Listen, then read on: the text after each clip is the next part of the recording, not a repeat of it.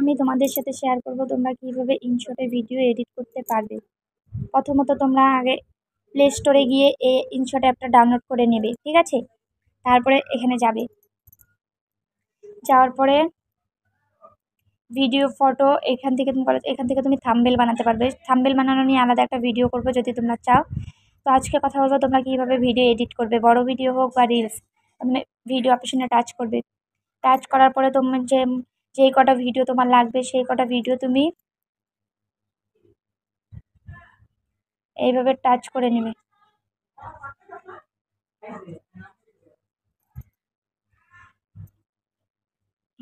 Touch করার পরে এই যে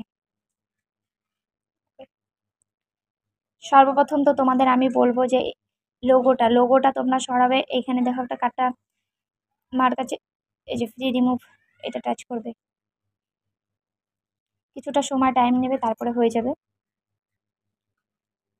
তারপরে দেখো তো একটা অ্যাড দেবে, একটা কাটার পরে তারপরে তোমরা আগে করে নেবে যে ক্যানভাসে টাচ করবে। টাচ করার পরে দেখো এখানে অনেক লোগো আছে। তো ফেসবুকে যেহেতু এখন সব একই প্ল্যাটফর্মে চলছে সেই কারণে তোমরা এই যে 9:6 এটা করে নেবে।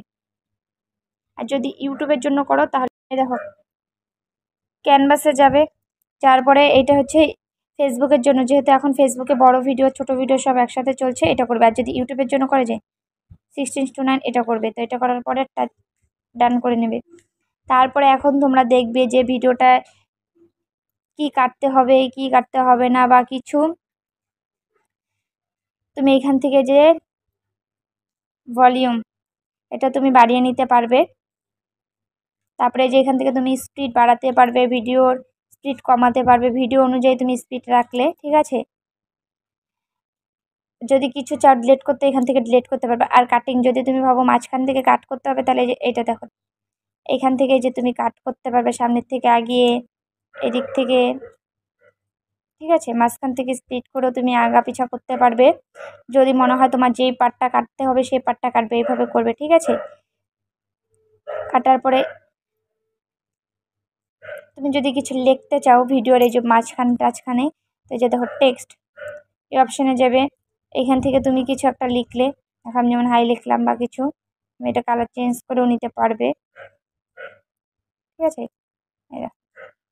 ছোট বড়ও করতে পারবে, ঠিক আছে, তোমার যেটা ভালো লাগে। তারপরে তুমি যদি তুমি ভয়েস সাথে সাথে না দাও তো কিভাবে ভয়েস দিবে। পরে যদি তুমি ভয়েস দিতে চাও তো দেখো এখানে যে রেকর্ড বলে অপশানটা, এখানে টাচ করবে। এখন দেখো তুমি এখান থেকে রেকর্ডিংটা করতে পারবে। যদি পরে রেকর্ডটা করতে চাও, করার পরে এখানে টাচ করবে, দেখো এইভাবে রেকর্ডিংটা চলে আসবে। তো আশা করি বুঝতে পেরেছো। এইভাবে এডিট করবে, করার পরে টাচ করার পরে এই দেখো এখন এই যে সেভ হচ্ছে ভিডিওটা, ঠিক আছে। তো এইভাবে করে নেবে।